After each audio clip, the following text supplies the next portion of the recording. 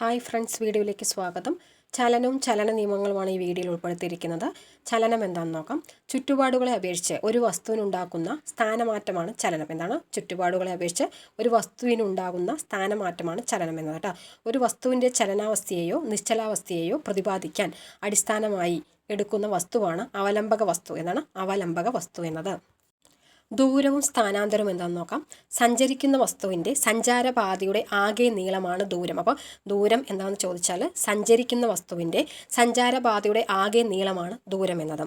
ആദ്യ സ്ഥാനത്ത് നിന്നും അന്ത്യസ്ഥാനത്തേക്കുള്ള നേർരേഖാ ദൂരമാണ് എന്തറിയപ്പെടുന്നത്? സ്ഥാനാന്തരം. എന്താണ് സ്ഥാനാന്തരം? അപ്പോൾ ആദ്യ സ്ഥാനത്ത് നിന്നും അന്ത്യസ്ഥാനത്തേക്കുള്ള നേർരേഖാ ദൂരമാണ്, അഥവാ ഏറ്റവും കുറഞ്ഞ ദൂരമാണ് സ്ഥാനാന്തരം എന്നറിയപ്പെടുന്നത്.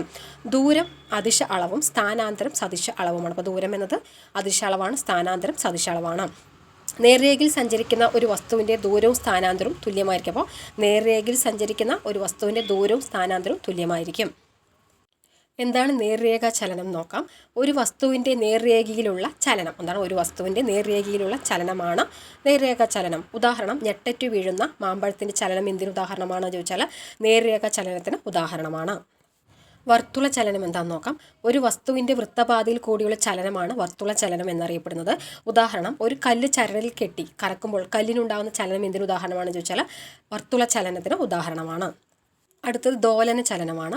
തുലനത്തെ ആസ്പദമാക്കി ഒരു വസ്തുവിന് ഇരുവശങ്ങളിലുമുള്ള ചലനം. എന്താണ്? തുലനത്തെ ആസ്പദമാക്കി ഒരു വസ്തുവിന് ഇരുവശങ്ങളിലുമുള്ള ചലനമാണ് ദോലന ചലനം. ഉദാഹരണം, ക്ലോക്കിലെ പെൻഡുലത്തിൻ്റെ ചലനം. അതായത് ക്ലോക്കിലെ പെൻഡുലത്തിൻ്റെ ചലനം എന്തിന് ഉദാഹരണം ചോദിച്ചാൽ ദോലന ചലനത്തിന് ഉദാഹരണമാണ്. ദ്രുതഗതിയിലുള്ള ദോലനങ്ങളെ കമ്പനം എന്നറിയപ്പെടുന്നത്. എന്താണ്? ദ്രുതഗതിയുള്ള ദോലനം അറിയപ്പെടുന്നത് കമ്പനം എന്നാണ് അറിയപ്പെടുന്നത്. ഭ്രമണവും പരിക്രമണവും എന്താണെന്ന് നോക്കാം. സ്വന്തം അക്ഷത്തെ അടിസ്ഥാനമാക്കി ഒരു വസ്തുവിൻ്റെ വൃത്താകാരത്തിലുള്ള ചലനമാണ് ഭ്രമണം. അപ്പോൾ ഭ്രമണം എന്താണെന്ന് ചോദിച്ചാൽ സ്വന്തം അക്ഷത്തെ അടിസ്ഥാനമാക്കി ഒരു വസ്തുവിൻ്റെ വൃത്താകാരത്തിലുള്ള ചലനമാണ് ഭ്രമണം എന്നറിയപ്പെടുന്നത്.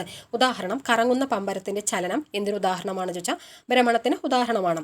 കറങ്ങുന്ന വസ്തുവിൻ്റെ അക്ഷം വസ്തുവിന് പുറത്താണെങ്കിൽ അത്തരം ചലനമാണ് പരിക്രമണ ചലനം.